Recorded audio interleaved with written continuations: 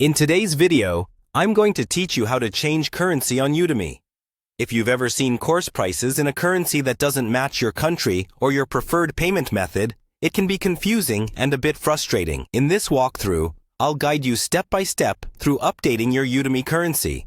And I'll also explain a few things to keep in mind so you understand why the prices look the way they do after you change it.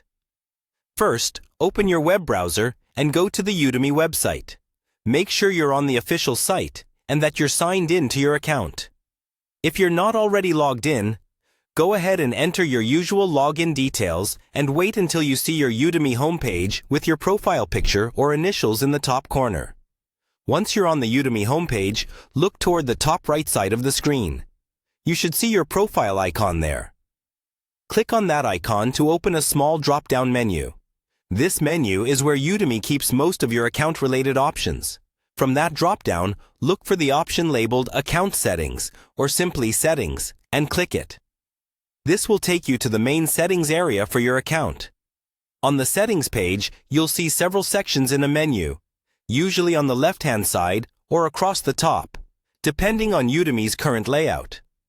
You're looking for the section related to payments or general account preferences. In many cases, the currency option appears under Account or Payment Methods.